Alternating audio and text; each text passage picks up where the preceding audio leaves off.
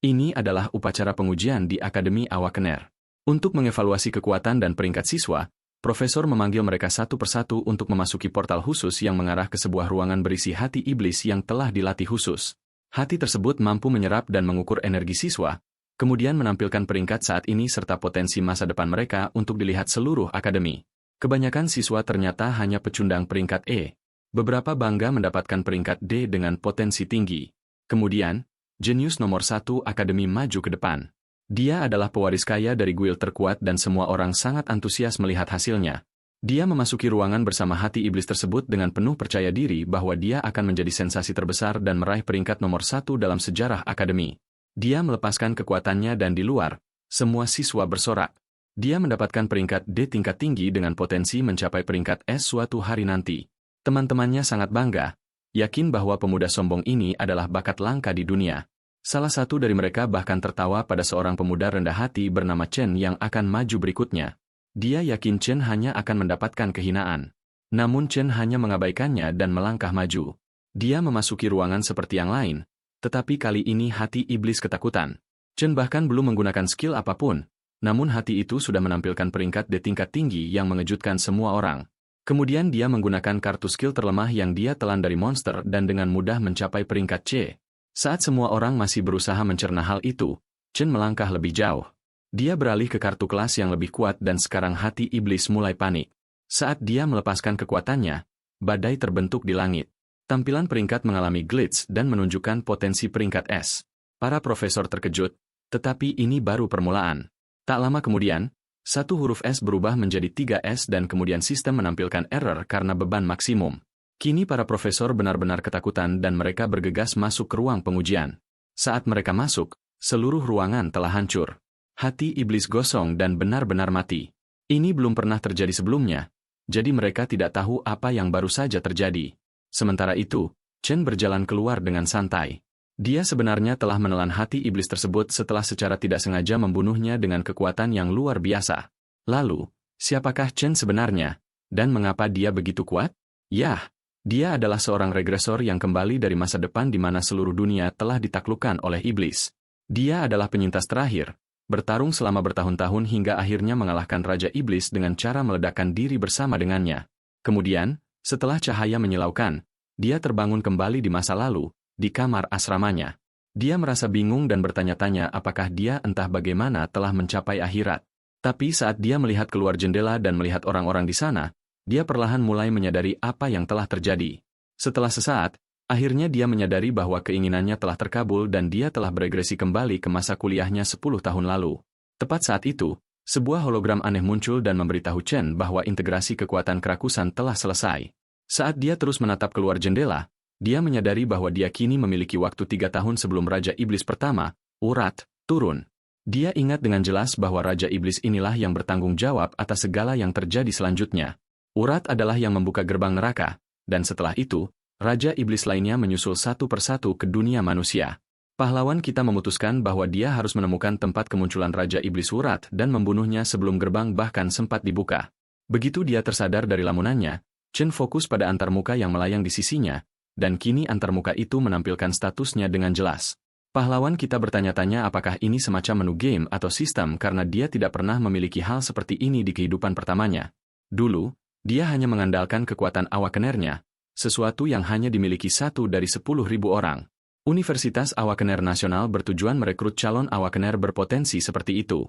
Namun sayangnya, saat Chen berada di sini kali terakhir, dia gagal total untuk bangun. Saat itu, dia sudah terbiasa dibully, yang menjelaskan mengapa dia terbangun di ruang kesehatan seperti ini.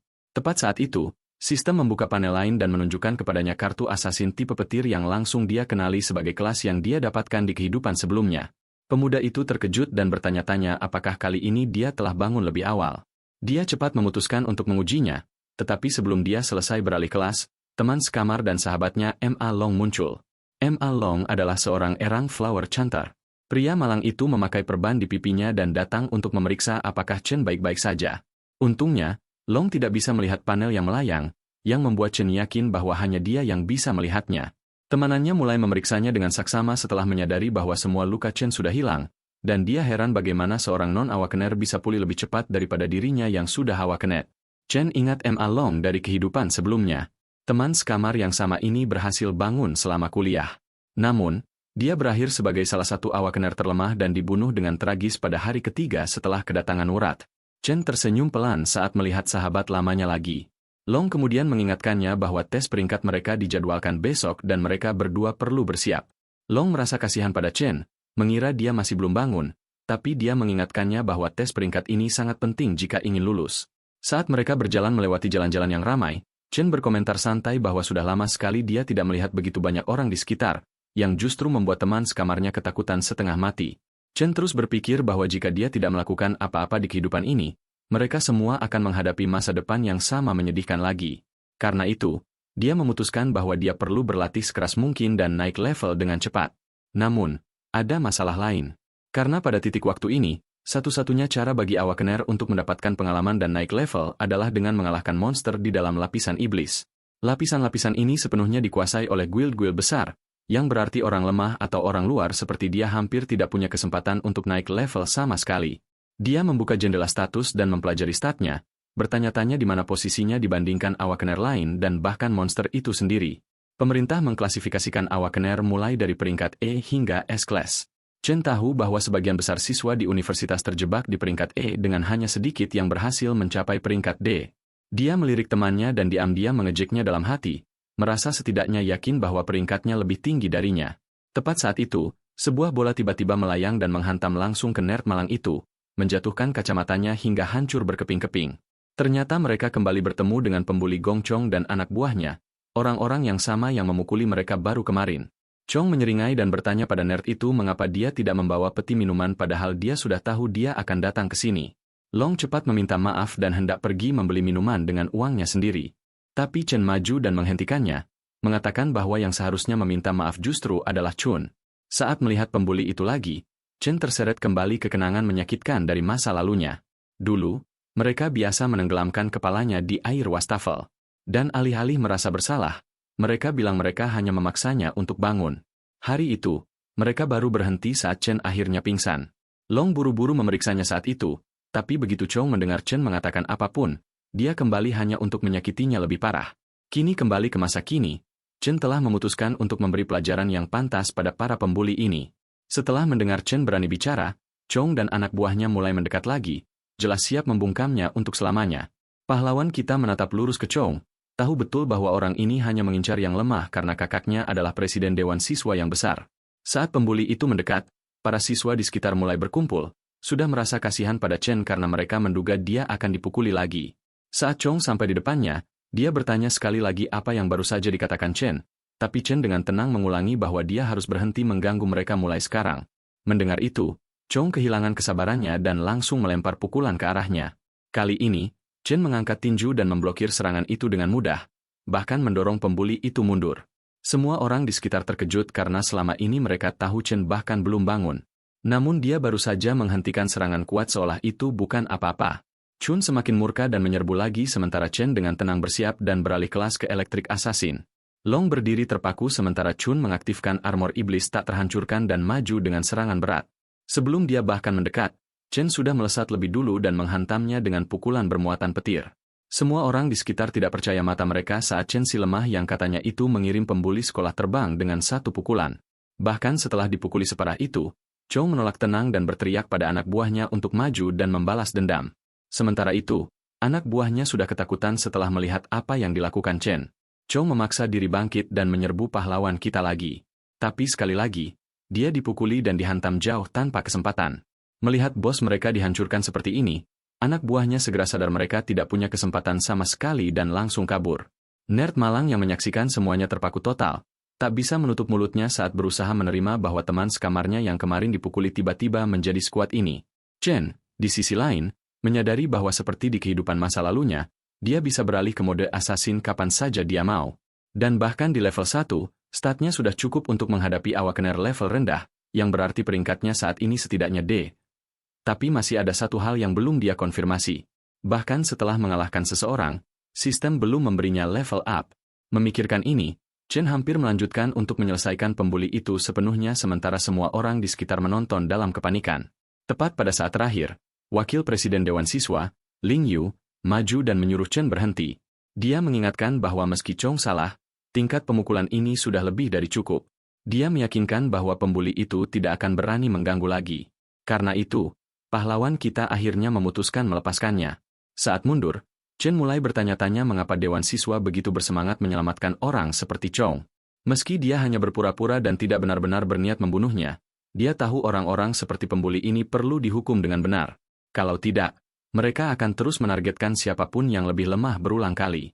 Chen kemudian berjalan pergi bersama teman sekamarnya sementara anak buah para pembuli mengawasinya dari kejauhan, bersembunyi dan berbicara di antara mereka bahwa mereka seharusnya tidak pernah terpikir untuk memprovokasi Chen lagi. Malam itu, saat Long mencoba menceritakan pada teman sekamar lain bagaimana Chen telah bangun menjadi Lightning Assassin yang ridiculously kuat, tak seorang pun menganggap serius kata-katanya. Long terus menjelaskan bagaimana teman mereka yang dulu lemah berhasil memukuli Chun separah itu. Tapi Xiang Zuo, seorang erangket Nutlus Mage, menganggapnya sebagai lelucon. Zuo mempertanyakan bahwa jika Chen benar-benar menjadi orang besar, mengapa dia masih lari-lari berlatih seperti ini? Dia berargumen bahwa jika seseorang adalah awakener sejati, mereka tidak perlu lagi mengandalkan latihan fisik dasar. Mendengar itu, teman sekamar yang gamer, Shan Yu, berkomentar bahwa dari yang didengarnya, sepertinya Long kena pukulan serius di kepala.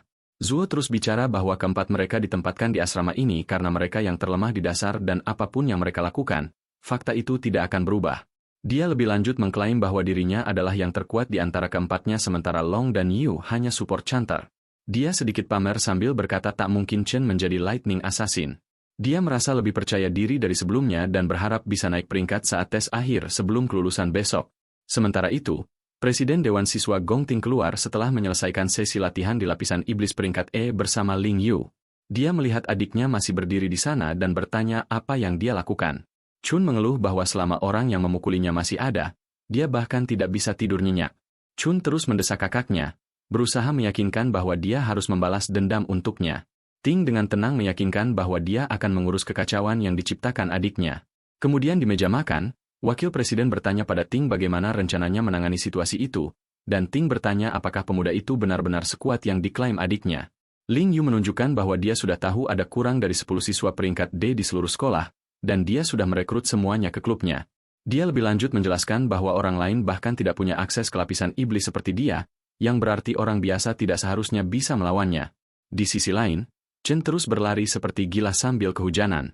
Dia menetapkan target lari 20 km penuh sambil membawa tas berisi 100 kilo, hampir 2 kali berat badannya sendiri.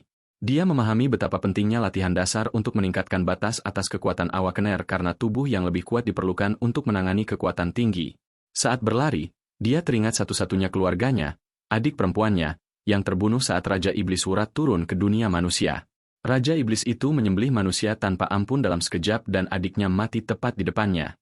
Dia menetapkan mengalahkan Raja Iblis ini sebagai tujuan pertamanya karena saat itulah kehancuran dimulai.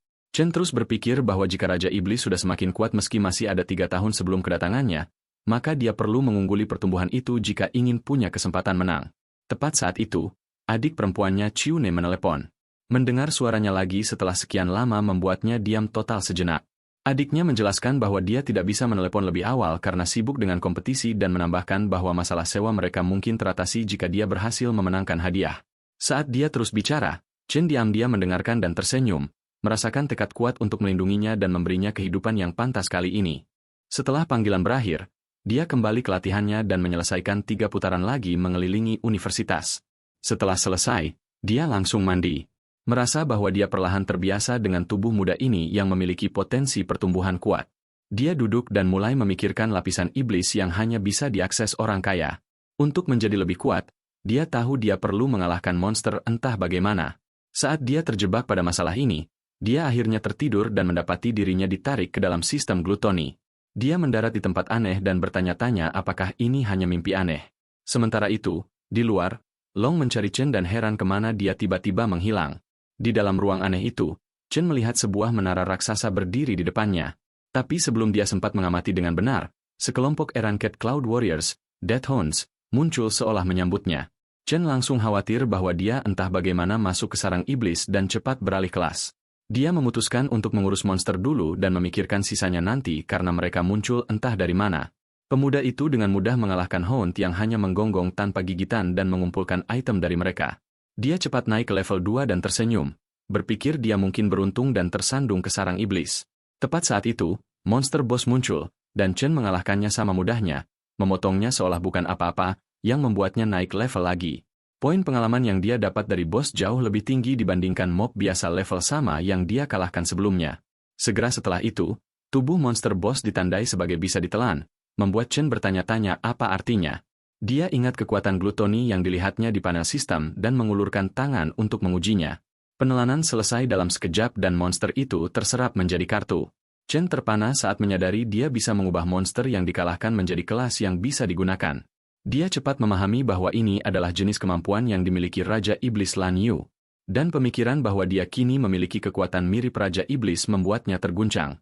Secara alami, di dunia ini, semua orang lahir dengan hanya satu kelas, kecuali beberapa yang bisa memiliki dua, tapi sekarang Chen bisa memiliki sebanyak mungkin kelas yang dia inginkan. Dia bertanya-tanya apa yang dia lakukan hingga mendapatkan kekuatan gila ini dan apa sebenarnya menara iblis yang berdiri di depannya. Saat semua pertanyaan ini menumpuk di benaknya, sensasi kuat menghantamnya dan seorang iblis muncul sambil memegang dua pedang peringkat es di tangannya. Iblis itu jelas peringkat es, yang berarti Chen tidak punya kesempatan nyata untuk mengalahkannya. Chen tahu dia sangat kalah, namun dia memanggil pedang petir untuk bertarung sebagai taruhan menyelamatkan nyawanya. Bagian aneh lainnya adalah bahwa entah mengapa, iblis di depannya bahkan tahu namanya. Seiring waktu berlalu, iblis itu bertukar pukulan dengan Chen. Meski jelas bahwa yang dilakukannya hanyalah bermain-main, iblis itu sengaja menghindari titik vital dan terus menjatuhkannya berulang kali. Setelah mendorong Chen ke batasnya, iblis itu akhirnya berbicara dan menawarinya opsi untuk tinggal dan menjaga menara iblis bersamanya jika ingin selamat. Saat Chen tetap menolak, iblis itu menebas brutal ke lengannya. Ia mengancam akan menyelesaikannya dan menjelaskan bahwa selama ini ia telah memberi kelonggaran hanya karena Chen adalah satu-satunya yang mampu mencapai tempat ini. Iblis itu bertanya sekali lagi agar Chen mempertimbangkan, tapi Chen tidak kehilangan harapan dan menolak lagi, tidak peduli bahaya yang dia hadapi. Dia berteriak sambil menyerbu, bertekad menyelesaikannya, dan menyerang lagi. Sepanjang waktu, dia telah mempelajari gerakan iblis itu dan mengetahui waktu windup 0,4 detik sebelum setiap ayunan. Dia tahu dia bisa menggunakan celah kecil itu untuk mengamati sudut pergelangan tangan monster dengan hati-hati dan menghindar tepat waktu. Selain itu, dia menemukan lag pemulihan 0,2 detik yang mungkin memberinya celah kecil tapi krusial saat iblis tak berdaya. Dan dia berencana menggunakan momen presisi itu untuk mengincar jantungnya. Meski dia berhasil melaksanakan manuver berisiko ini, dia sepenuhnya menyadari bahwa seorang derang seperti dia tidak bisa sepenuhnya mengalahkan Esrang. Jadi, tujuan utamanya adalah melumpuhkan iblis itu cukup lama untuk menciptakan kesempatan melarikan diri. Dia melakukan persis itu dan kemudian berlari menuju satu-satunya sumber cahaya yang terlihat, berharap itu mungkin pintu keluar sebenarnya dari tempat ini. Namun, begitu dia mencapai sumber itu, ia tiba-tiba menghilang dan iblis itu memberitahu bahwa itu hanyalah ilusi dan pintu keluar yang dia pikirkan tidak ada dimanapun di tempat ini. Iblis itu lebih lanjut menjelaskan bahwa istana ini sebenarnya bukan lapisan iblis sama sekali. Namun, ia menyampaikan apresiasi atas betapa cepatnya pemuda itu bisa mengidentifikasi kelemahan serangannya. Iblis itu akhirnya terungkap sebagai Purgatory Rochaksha dan berkomentar pada Chen bahwa dia memang orang yang bisa membawa harapan. Saat Chen mempelajari tubuh iblis itu dengan saksama, dia tersadar dengan kaget bahwa dia pernah melihat penampilan persis ini pada Raja Iblis Lan Yu. Pahlawan kita teringat kembali ke pertempuran di mana segalanya akhirnya berakhir. Pertarungan terakhir yang dia lakukan sebelum regres. Lawannya bukan iblis biasa. Selama bentrokan mereka, makhluk itu pertama berubah menjadi naga, kemudian berulang kali beralih kelas ke monster tier tinggi yang mengerikan lainnya. Ia menggunakan magma panas membara, tanaman merambat beracun, dan petir yang bahkan lebih kuat daripada miliknya. Dari semua transformasi itu, yang benar-benar menarik perhatiannya adalah bentuk yang terlihat persis seperti iblis yang berdiri di depannya sekarang. Kesadaran dingin menyergapnya. Setiap transformasi pasti merupakan bagian dari kemampuan Raja Iblis Lan Yu. Karena kekuatan itu kini berada di dalam dirinya, iblis yang dilihatnya saat ini hanyalah kekuatan glutoni yang terserap di dalam tubuhnya. Kesimpulan tajamnya benar-benar mengesankan iblis itu. Ia dengan tenang menyatakan bahwa dia memang layak mewarisi kekuatan yang ada di seluruh dimensi ini. Chen mengerutkan kening. Bingung apa maksudnya dengan segala sesuatu di dimensi. Tiba-tiba, sebuah kunci void emas terwujud di tangan iblis. Itu adalah satu-satunya cara bagi seseorang untuk masuk dan keluar dari menara raksasa di belakangnya. Iblis itu menjelaskan bahwa Raja Iblis Lan Yu telah menelan tak terhitung banyaknya monster kuat. Menjaga menara yang menyegel yang paling tak terkalahkan di antara mereka adalah tugas sucinya. Namun kini, ia memilih menyerahkan kunci itu padanya. Rochaksha berharap agar dia menelan para iblis itu, menjadi lebih kuat, dan melaksanakan misi menggantikannya. Bingung, Chen bertanya mengapa seorang iblis mau membantu manusia. Sebagai jawaban, makhluk itu mengungkapkan bahwa bahkan di alam iblis, ada yang saleh dan ada yang jahat. Salah satu monster menyembelih seluruh klan mereka hanya untuk hiburan, seperti pembantaian yang dilakukan demi kesenangan. Sejak hari itu, ia menunggu kesempatan untuk membalas dendam pada bajingan jahat itu. Kini, ia yakin telah menemukan orang yang mampu mengabulkan keinginan itu. Ia memberitahu pemuda kita bahwa seseorang benar tentang dirinya adalah harapan terbaik mereka untuk balas dendam. Chen segera bertanya siapa orang itu. Iblis itu hanya menjawab bahwa semua jawaban menanti di dalam menara, berbicara dengan nada misterius seperti orang bijak kuno. Dengan kata-kata terakhirnya, ia menawarkan semua energi yang tersisa padanya. Sebagai balasan, iblis itu memberitahu bahwa dia harus bangkit menjadi manusia terkuat yang berjalan di planet ini. Itu tidak akan mudah untuk menelan setiap binatang buas yang mengintai di dalam menara. Bagi dirinya, setiap makhluk licik itu tetap akan menjadi tantangan luar biasa untuk diatasi. Iblis itu menyampaikan peringatan terakhirnya, menyatakan bahwa hanya seseorang dengan rasa lapar tak tergoyahkan untuk menjadi lebih kuat yang pantas mendapatkan kekuatan Purgatori Rochaksha. Itulah motivasi yang diperlukan untuk menyembelih setiap raja iblis yang ada. Dengan itu, tubuhnya memampat menjadi bola energi menyala untuk Chen telan. Dia langsung naik 8 level dan memperoleh 2 pedang Rochaksha. Tanpa ragu, dia menerima misi itu, bersumpah akan melaksanakan keinginan terakhir prajurit bintang jatuh itu seperti yang dijanjikan. Di atas peningkatan stat, dia membuka kemampuan menyerap kekuatan dari manusia dan iblis yang mati beserta manipulasi gravitasi. Menjelang pagi, dia perlahan membuka mata, terbangun di asrama seperti hari biasa lainnya. Dia tiba-tiba bangkit duduk saat suara keras bergema di ruangan. Teman sekamarnya sudah bersiap dan menyuruhnya bergerak juga jika ingin sampai sekolah tepat waktu. Saat dia menyadari tubuhnya benar-benar tak terluka dan utuh, dia mempertanyakan apakah semua yang dialaminya hanyalah mimpi aneh. Namun, status yang telah terupdate mengonfirmasi bahwa itu sama sekali bukan mimpi. Segala yang disaksikannya terbawa. Setelah melonjak dari level 2 ke level 10 dalam semalam, dia tak bisa menahan diri untuk bertanya-tanya peringkat apa yang kini dia miliki. Tepat saat itu, teman sekamarnya mulai menggodanya. Dia menyebut bagaimana seseorang kemarin malam dengan tanpa malu memujinya, terus bercerita betapa keren dan luar biasa kuatnya dia konon menjadi. Ma Long diam-diam mengintip dari seberang ruangan, berpura-pura tak ada hubungannya. Bagaimanapun, teman sekamarnya menantangnya untuk membuktikannya saat penilaian peringkat nanti yang akan menentukan siapa yang cukup kuat mempertahankan gelar Raja Asrama. Saat berjalan menuju sekolah, Raja Asrama yang mengaku diri itu dengan bangga mendidik para rakyatnya bahwa setiap peringkat dibagi menjadi 3 tingkatan terpisah. Jadi meskipun secara teknis mereka semua hanyalah petani peringkat E, setidaknya dia berada di atas para pecundang E tier bawah lainnya sebagai seorang miteranker yang bangga. Dia berjalan pongah bertingkah superior karena katanya celah antara setiap tingkatan sangat besar. Dengan semangat berkobar dan terlalu percaya diri, badut itu mengklaim dia merasa sangat luar biasa kuat sehingga pasti telah naik 1 tingkat sejak penilaian sebelumnya. Ma Long yang kesal setengah mati menyuruh Chen berhenti bermain-main dan harus all out setidaknya merebut peringkat D hari ini. Dengan begitu, Raja Asrama itu mungkin akhirnya bisa tutup mulutnya yang tak pernah berhenti. Tak lama kemudian, para pemuda tiba di sekolah di mana semua orang sudah berkumpul dengan gelisah untuk upacara penentuan peringkat. Para pembuli berjalan masuk seolah mereka memiliki seluruh kampus, menghina siapapun yang berani memandang mereka dengan salah. Bahkan senyum sombong Raja Asrama lenyap seketika seperti ayahnya saat melihat mereka. Tapi seperti dirinya, para pembuli itu juga hampir kehilangan nyali. Tiba-tiba mereka mulai membungkuk hormat pada kakak Chen tanpa ragu. Teman sekamar Chen perlahan mulai menyadari bahwa mungkin semua yang diceritakan Ma Long bukanlah omong kosong total. Chen mengabaikan badut-badut itu dan hanya mengurus urusannya sendiri. Kemudian seorang penantang baru memutuskan maju ke depannya. Pria yang bertindak sebagai polisi sekolah, petugas Dewan Siswa Gian, memberinya peringatan yang sangat sopan.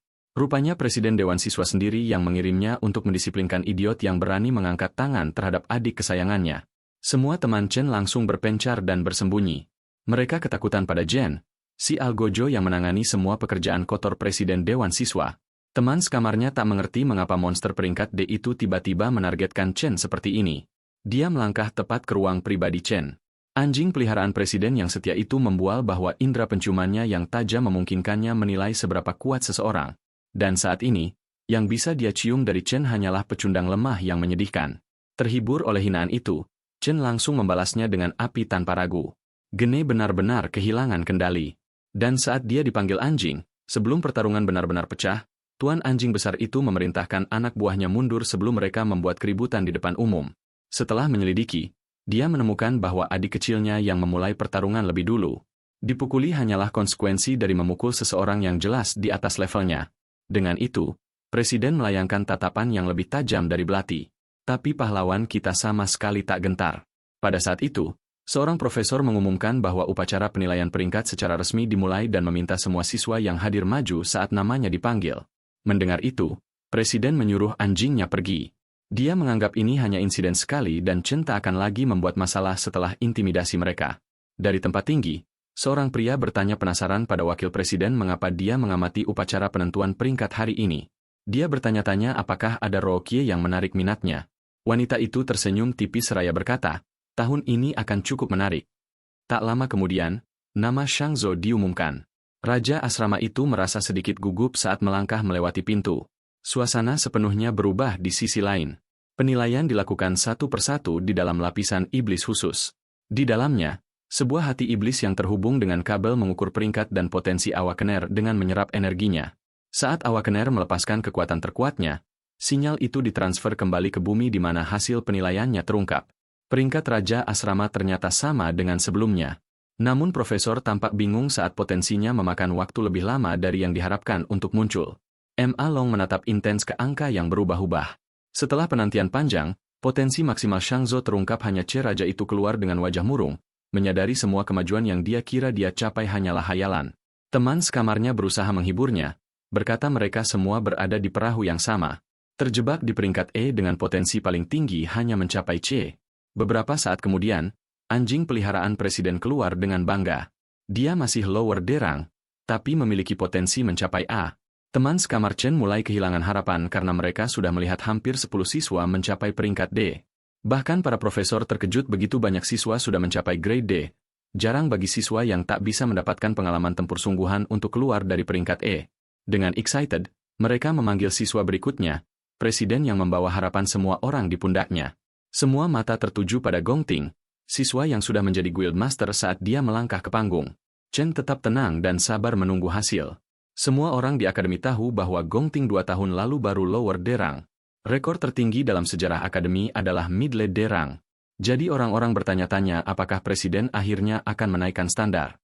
Di dalam sarang iblis, mata hati iblis perlahan terbuka di hadapannya. Presiden tak bisa melepaskan segalanya. Namun dia membawa keinginan membara untuk keluar dengan gemilang di upacara kelulusan, mengukir namanya dalam buku sejarah sebagai nomor 1. Saat para profesor melihat grade potensinya bersinar emas, mereka berkedip tak percaya. Dugaan mereka terkonfirmasi saat Hai De Rang Gong Ting benar-benar membuat mereka kagum. Tak hanya itu, kegembiraan meledak di kerumunan saat melihat potensi S-Rang pertama dalam sejarah. Anak buah presiden memuji bos mereka tanpa henti. Bahkan teman sekamar Chen terbakar iri saat menyaksikan legenda lahir di depan mata mereka. Para profesor diam-diam berdiskusi bahwa berita ini harus segera dikirim ke administrasi. Mereka perlu memperlakukan kandidat S-Rang berharga ini dengan sangat hati-hati, memastikan dia tak meninggalkan negara. Di atas itu, dia adalah siswa termuda yang terlibat dengan guild di akademi. Nama sekolah mereka praktis dijamin akan mendominasi berita utama. Mengamati dari atas, Kepala Sekolah Yuan Long menyadari bahwa Wakil Presiden Ling Yu sudah tahu potensinya. Itulah alasan tepat mengapa dia datang secara pribadi menonton upacara. Namun dia menambah sensasi dengan berkata bahwa Ting bukan satu-satunya yang dia datangi hari ini. Selain presiden yang mencolok, ada siswa lain yang jauh lebih menarik baginya. Tepat pada waktunya, siswa itu adalah yang berikutnya dipanggil ke panggung. Gene muncul dengan ide cemerlang dan memutuskan mengejek legenda urban misterius itu sambil mendesaknya agar tidak berubah menjadi sampah herang lagi seperti teman sekamarnya. Dia bilang mereka akan jadi bahan tertawaan jika itu terjadi dan seharusnya menjadi aib bagi mereka bahkan muncul di acara prestisius seperti ini. Long mendukung temannya dan dengan berani mengklaim bahwa Chen akan membuat semua orang terkejut. Kerumunan menatap dengan antisipasi murni saat Chen akhirnya memasuki sarang iblis. Hati iblis langsung merasakan tekanan hebat saat Chen mendekat. Dan pahlawan kita mengingat bahwa cara terbaik bagi Awakener untuk mengamankan masa depan yang solid adalah bergabung dengan guild berperingkat tinggi.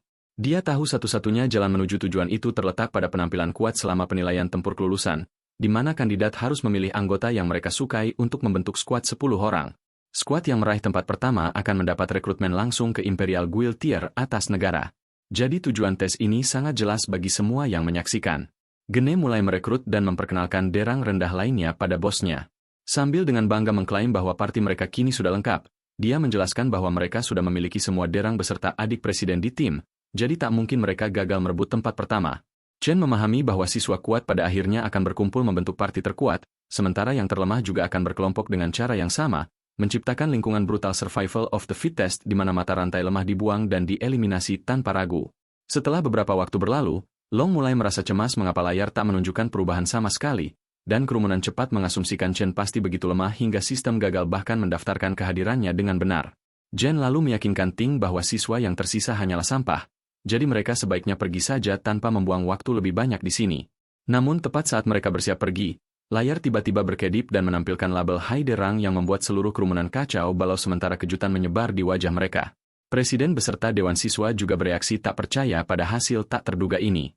Namun sistem segera mendeteksi deviasi aneh dalam hasil. Ternyata Chen menggunakan sistem untuk mengkalibrasi berapa sebenarnya level 10 B-statnya dalam bentuk fisik asli diterjemahkan saat evaluasi. Setelah melihat Derang, dia beralih kelas ke Infernal Dead King, yang merupakan kelas termakan terlemahnya sejauh ini. Peringkat langsung bergeser dari Hai De ke Mid-Che, yang benar-benar membuat kerumunan tercengang sementara Dewan Kesulitan percaya mesin itu masih berfungsi dengan benar. Bahkan para ilmuwan mulai mempertanyakan situasi saat mereka bertanya-tanya mengapa hasil terus berubah. Dan tak lama mereka mulai curiga bahwa mesin mungkin benar-benar rusak parah. Pada saat yang sama, ketidakstabilan muncul di dalam hati iblis dan hasil menyimpang lagi dengan cara aneh. Chen menyadari ini dan memutuskan beralih ke kelas yang lebih kuat. Jadi dia menjadi purgatori raksasa. Hati iblis menjadi gelisah sementara badai hebat muncul di luar sarang iblis dan Gian berteriak bingung. Sing memperlakukannya seperti pertanda surgawi yang menandakan sejarah sedang ditulis ulang karena asrama mereka telah melahirkan monster ilahi. Pada saat berikutnya, potensi berkedip ke S-Rang, yang membuat para ilmuwan dan Presiden Ting sama-sama terpana pada apa yang baru saja mereka saksikan. Namun sistem tiba-tiba menampilkan peringatan bahwa potensi pengguna melebihi beban maksimum dan tak terdeteksi di bawah batas saat ini. Otak Jin hampir mati total seperti blue screen of death saat jiwanya nyaris keluar dari tubuh karena kejutan murni. Saat sistem mulai hancur di bawah tekanan luar biasa, para ilmuwan bergegas maju panik untuk memastikan tak ada bahaya menimpa siswa dengan segala biaya. Tapi saat mereka akhirnya tiba, mereka membeku tak percaya saat menemukan kismis kering duduk di tempat hati iblis dulu berada karena ia benar-benar gosong akibat penggunaan berlebih ekstrim. Jelas Chen mungkin telah menakutinya sedikit terlalu banyak. Namun dia tetap menelannya dan memperoleh kemampuan melihat peringkat siapapun sekaligus menerima peringatan tentang bahaya potensial di sekitar. Dia berjalan keluar dari sarang iblis dan merasa senang saat peringkat setiap orang muncul di depannya. Tapi kemudian dia cepat menyadari bahwa presiden telah menyembunyikan potensi aslinya juga dan ternyata hanyalah cerang biasa-biasa saja. Para ilmuwan keluar dengan sikap canggung dan memberitahu semua orang bahwa hati iblis mengalami serangan jantung karena tekanan ekstrim. Jadi mereka harus menangguhkan pengujian lebih lanjut untuk saat ini. Mereka memberi label statistik Chen sebagai kemungkinan error dan mengumumkan bahwa laporan lengkap akan dikirim ke otoritas lebih tinggi untuk ditinjau. Siswa yang tersisa mendapat instruksi untuk kembali besok untuk penilaian mereka karena perangkat baru akan disiapkan saat itu tanpa masalah lebih lanjut. Dalam perjalanan pulang, teman sekamar Chen mulai memujinya dan memperlakukannya seperti gigacat mutlak setelah apa yang baru saja dia lakukan di depan semua orang. Jing jelas tak mampu menahan iri dan menyebut Chen penipu sambil menuntut kompensasi karena merusak mesin dan membuang waktu dewan seperti pecundang. Tepat saat Chen mencapai batas kesabarannya dan bersiap memanggang pria itu di tempat, Ting maju dan langsung memanggil Gian. Presiden memperingatkannya agar tidak merendahkan rekan tim mereka, yang mengejutkan Gian di tempat. Dan kemudian Ting mengulurkan tangan sambil mengundang powerhouse baru terungkap itu untuk bergabung dengan timnya. Sepanjang itu, dia dengan percaya diri berjanji bahwa bersama mereka akan mencapai skor tertinggi dalam sejarah tanpa keraguan. Gene mulai mengalami gangguan mental total di latar belakang karena dia tahu seseorang harus dikeluarkan dari tim untuk memberi ruang bagi Chen. Dan situasi ini pasti akan menimbulkan masalah dengan saudara. Menurutnya, bergabung dengan tim Ting hampir menjamin finish pertama tanpa keraguan sama sekali. Jadi dia mulai mempertanyakan apa yang membuat Chen begitu istimewa saat orang lain bahkan tak bisa menyogok jalan masuk lineup ini meski sudah berusaha keras. Dia memaksa diri menelan harga dirinya dan dengan enggan menyambut Chen ke tim sambil meletakkan tangan di bahu pahlawan dengan keraguan terlihat. Chen segera menepis tangannya dan dengan tegas menyatakan bahwa dia sama sekali tak tertarik bergabung dengan mereka. Jawaban ini membuat Jian berkeringat dingin sementara Ting hanya menyaksikan seluruh pertukaran itu dalam diam tanpa reaksi. Gene memarahi Chen dan mengklaim bahwa dia tak tahu apa yang dia lakukan karena tim mereka sudah peringkat nomor 1 di seluruh sekolah tanpa saingan. Chen membalikan badan dan berjalan pergi sambil berkata itu tak ada hubungannya dengan mereka dan menyebut seluruh kelompok mereka terlalu berisik untuk dihadapi bahkan sesaat. Dia menyuruh mereka tak mengganggunya lagi, dan Gian mulai mendidih dengan amarah dan penghinaan murni setelah penolakan memalukan itu. Seluruh sekolah cepat mulai bergosip tentang penolakan Chen, dan sebagian besar berasumsi bahwa dia berencana merebut tempat pertama sendirian setelah pengungkapan mitir Cerang itu. Seluruh sekolah kini mendapat pertunjukan sempurna untuk dinikmati saat drama mulai terungkap secara real-time. Sementara itu, teman sekamar Chen sepenuhnya menikmati ekspresi penghinaan total yang menyebar di wajah Gian dan Ting. Setelah penolakan publik tanpa ampun itu, Presiden dengan tenang memberitahu Gian agar tak khawatir jika Chen punya rencana sendiri sambil mempertahankan ketenangannya. Pada saat yang sama, kepala sekolah yang menyaksikan seluruh kejadian itu menghela napas panjang penuh kekecewaan karena para pemuda menolak bekerja sama seperti yang dia harapkan semula. Dia ingin mereka bekerja sama dan memecahkan rekor sekolah baru bersama. Tapi Ling bersikeras bahwa situasi menjadi jauh lebih menarik dengan cara ini. Dia menjelaskan bahwa Ting tumbuh dengan sendok perak di mulutnya. Jadi penolakan semacam ini akan tercatat sebagai deklarasi perang langsung di benaknya tanpa keraguan. Dia mengingatkan kepala sekolah bahwa presiden mereka bukan orang yang mudah dihadapi dalam keadaan apapun begitu harga dirinya terluka seperti ini. Gene terus mengeluh dan mengklaim Chen punya ego membengkak hanya karena error tes yang menunjukkan Cerang. Tapi Ting mengisyaratkan kemungkinan bahwa hasil itu mungkin sama sekali tak salah. Dia mengakui bahwa meski peluangnya tampak hampir tidak ada, dia tetap tak bisa membiarkan siapapun merebut tempat pertamanya dalam kondisi apapun. JN lalu mengingat bahwa Chen kemungkinan hanyalah siswa biasa tanpa pengalaman tempur sungguhan sama sekali. Sementara anggota dewan adalah elit yang secara diam-diam telah berlatih di dalam sarang iblis untuk waktu lama guna mencapai level mereka saat ini. Dia menyarankan agar dia sendiri pergi dan memberi Chen pelajaran atas kelancangannya. Tapi Ting memotong pemikiran itu dan bertanya apakah presiden mereka benar-benar tampak cukup picik untuk bertindak seperti itu. Gene segera menyadari kesalahannya dan meminta maaf sementara Ting membatalkan rencana karaoke mereka dan menyuruh Jian menangani semuanya sendiri tanpa panduan lebih lanjut. Dia menambahkan dengan nada dingin bahwa apapun yang Gian pilih untuk dilakukan tak ada hubungannya dengannya dan Jian langsung memahami pesan itu tanpa penjelasan lebih lanjut. Sekitar 10 menit kemudian, seorang informan mendekati Gian dan melaporkan bahwa Chen sudah meninggalkan sekolah setelah menyebutkan bahwa dia perlu pulang sebentar. Dia juga menjelaskan bahwa Chen berjalan keluar tanpa bahkan berhenti makan, yang membuat situasi semakin nyaman. Gene memperlakukannya sebagai intervensi ilahi dan mulai merasa excited pada kesempatan untuk menghadapinya dengan kejam di medan yang tak familiar di mana tak ada yang bisa ikut campur. Saat Chen berjalan melintasi jalan, dia mengingat bahwa di kehidupan sebelumnya, sebuah guild puncak pernah menghadapi bencana saat mereka mencoba menaklukkan sarang iblis di wilayah negara Saint He. Di dalam sarang itu, mereka bertemu monster yang tak pernah dilihat sebelumnya bernama Wurat, yang menyebabkan kehancuran total seluruh tim Pik tanpa perlawanan. Monster itu kemudian lolos ke dunia manusia dan menyebabkan kehancuran besar di mana-mana.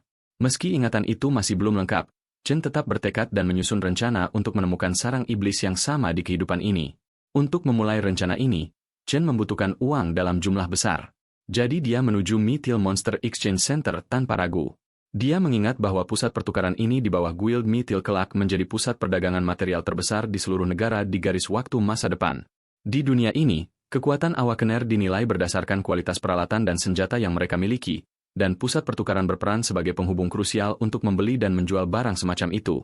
Namun bagi Chen, tempat ini hanyalah metode cepat dan mudah untuk mendapatkan uang untuk saat ini sebelum dia melanjutkan tujuan lebih besarnya. Jadi dia berjalan masuk dan menyodorkan beberapa taring pada broker, yang memeriksanya dengan ketelitian intens dan kecurigaan jelas. Dia bertanya bagaimana seorang siswa seperti Chen bisa memperoleh barang semacam itu. Chen dengan tenang menjelaskan bahwa itu jatuh dari monster yang dia kalahkan sebelumnya. Broker bereaksi terkejut dan mengklaim dia belum pernah melihat barang seperti itu, tapi asistennya maju dan menjelaskan bahwa taring itu berasal dari monster kelas E bernama Beast Sangen. Dia ingat catatan menyebut taring ini bisa dibuat menjadi tongkat tipe awan grade E atau digiling menjadi bubuk untuk berbagai kegunaan.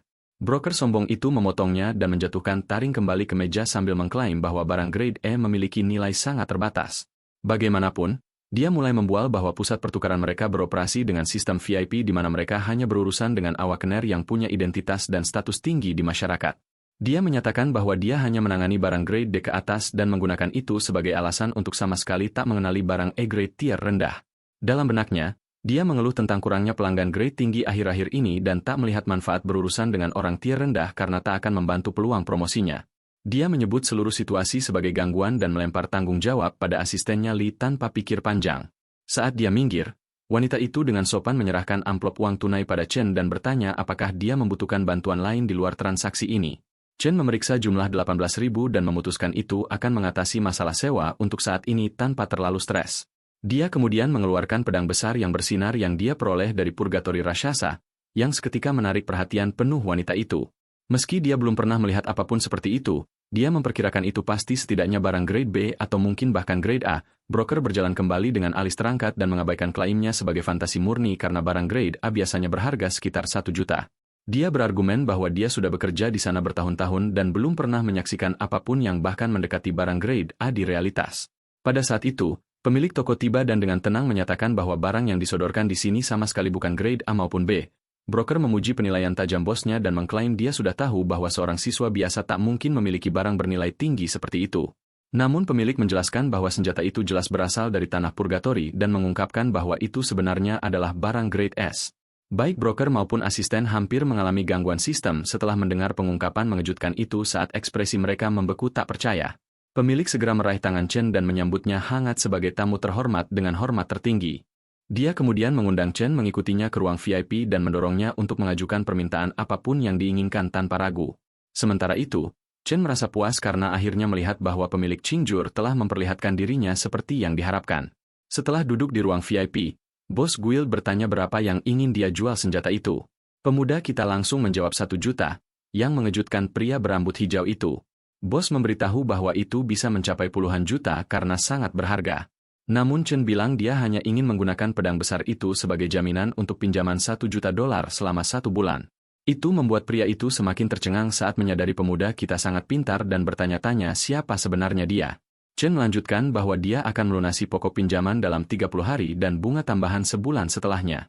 Sebelum menjawab, bos guild menyuruh gadis itu keluar agar orang dewasa bisa membahas bisnis. Setelah aman, pria itu menyatakan bahwa dia tahu Chen berasal dari Universitas Awakener Nasional yang seniornya sebentar lagi lulus. Dia melanjutkan bahwa dia tahu tes kelulusan akan berlangsung dalam 30 hari dan hadiahnya adalah 1 juta. Pria itu lalu langsung bertanya pada pahlawan kita apakah dia benar-benar yakin akan menyelesaikan tes itu dengan sempurna. Bos guild kemudian menarik sisi Sherlocknya dan menyadari bahwa Chen sangat membutuhkan uang dan tak akan kesini kecuali itu pilihan terakhirnya. Pada akhirnya, dia menyatakan bahwa dia akan meminjamkan 1,5 juta segera tanpa bunga sama sekali. Mengulurkan tangan, dia tersenyum dan berkata bahwa ini akan menjadi awal persahabatan yang indah. Chen terdiam tak bicara oleh pertunjukan itu dan pria itu bahkan meyakinkannya bahwa dia tak akan membiarkan sepatah kata pun bocor dari ruangan ini. Dia hanya meminta sebagai balasan, pemuda kita sebaiknya datang ke guild ini kapanpun dia ingin memperdagangkan sesuatu lagi.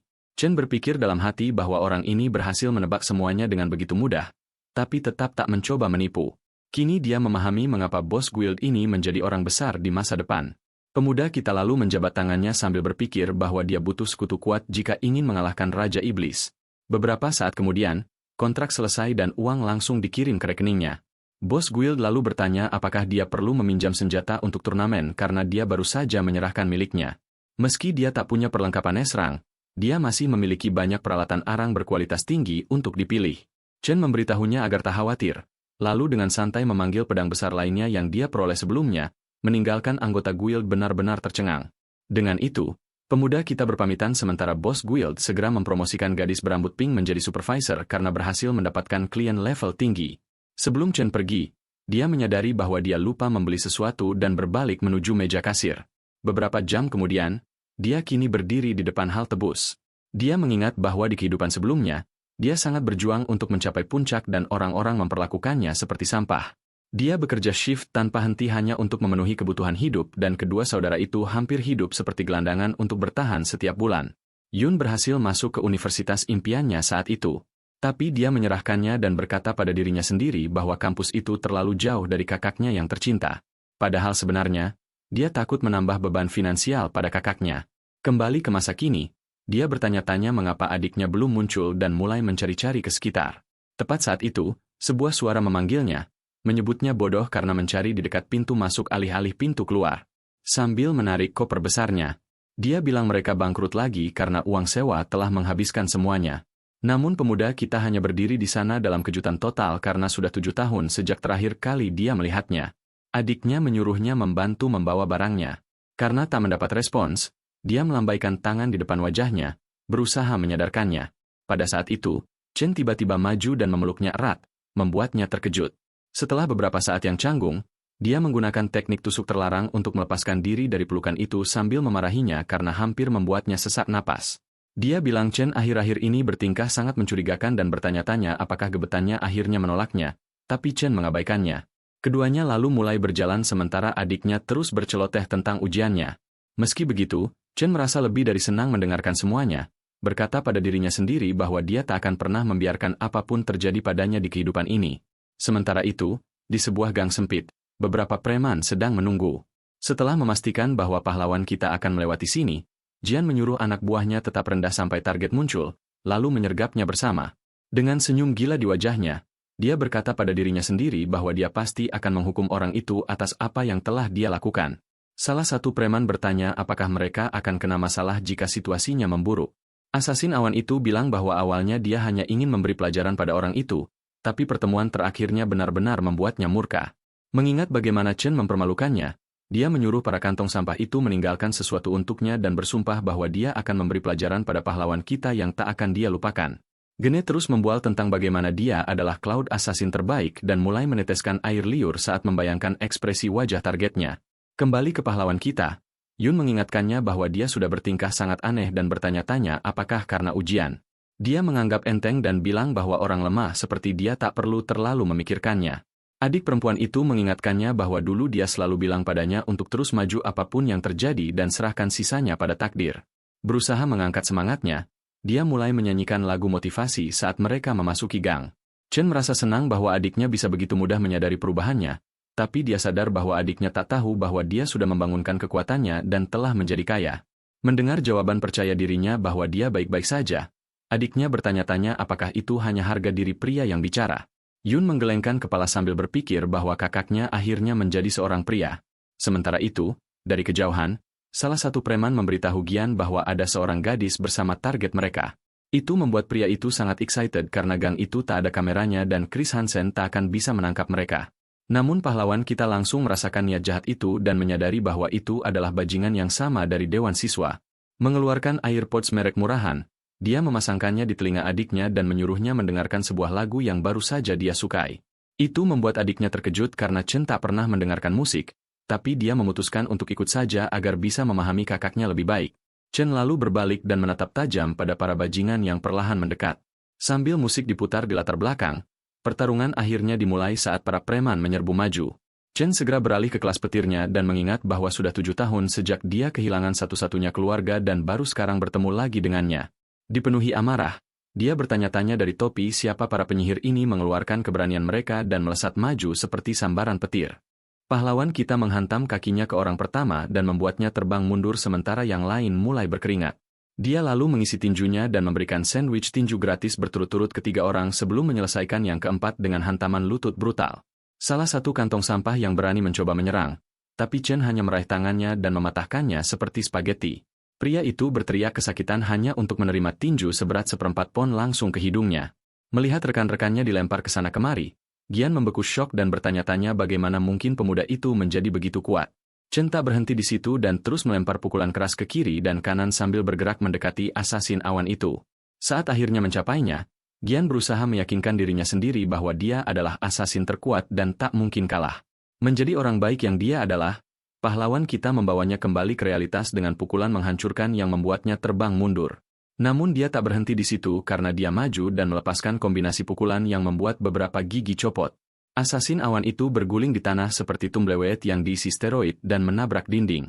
Dia berusaha membuka mata hanya untuk melihat iblis itu sendiri menatap langsung padanya. Pahlawan kita lalu menunduk menatap Gian yang kini kehilangan martabatnya dan mengingatkannya bahwa dia sudah bilang pada sampah ini untuk menjauh darinya. Menatap langsung ke jiwanya, dia bertanya pada sampah otak kosong itu apakah dia bahkan tak bisa memahami ucapan manusia biasa. Pria yang dipukuli hingga tak dikenali lagi bahkan tak bisa merasakan kakinya dan setengah tulang di tubuhnya patah. Menyadari bahwa dia mengusik orang yang salah, dia nyaris tak bisa menggumamkan permintaan maaf. Chen membungkamnya dengan meraih kerahnya dan menekankan pisau tepat ke wajahnya. MR Assassin terbaik melihat dengan jelas di matanya. Tak ada sedikit pun keraguan untuk membunuh. Dia sama sekali tak memiliki aura siswa biasa. Gene tak bisa menahan diri untuk bertanya-tanya neraka macam apa yang bisa mengubah seorang pria menjadi monster seperti Chen. Dengan keganasan dingin, dia bilang pada pria itu untuk mengingat kata-katanya dengan baik jika tak mau mimpi buruk ini terulang. Dia tak akan ragu merobek mereka berikutnya jika mereka mencoba hal bodoh lagi. Itu adalah peringatan terakhirnya. Lalu dia menambahkan satu hal lagi untuk penekanan. Jika mereka bahkan melangkah dalam radius 1 mil dari adiknya, dia dengan senang hati akan menghapus satu persatu semua orang yang dekat dengan mereka. Setelah itu, dia menjatuhkan pisau dan berjalan kembali ke sisi Yuni sebelum lagu bahkan selesai diputar. Pada akhir lagu itu, adiknya dibanjiri emosi. Dia terharu hingga menangis oleh lirik yang sedih dan kesepian yang menyakitkan. Dia menangis, bingung tentang apa yang kakaknya alami hingga mengubahnya begitu banyak selama bertahun-tahun.